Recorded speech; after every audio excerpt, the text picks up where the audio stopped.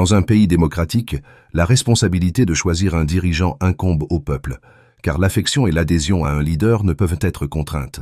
Elles surgissent spontanément, basées sur les accomplissements et le comportement de ce leader.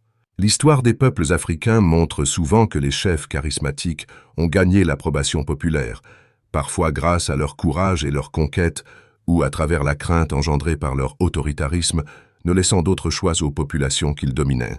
Cependant, en Guinée, depuis le 5 septembre 2021, le pays a entamé une étape cruciale de son histoire. Sous l'impulsion du général Mamadi Doumbouya, un leader extraordinaire se démarquant par des réalisations silencieuses mais significatives, la Guinée a connu une renaissance.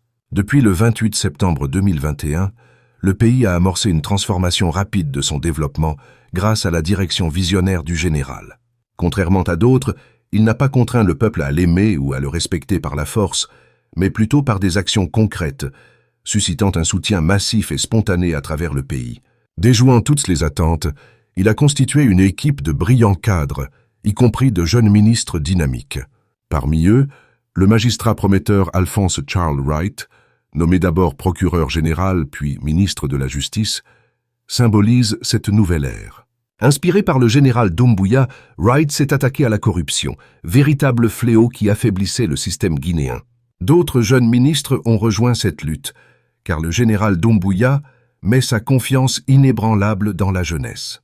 Naturellement, des mouvements de soutien ont fleuri à travers la Guinée.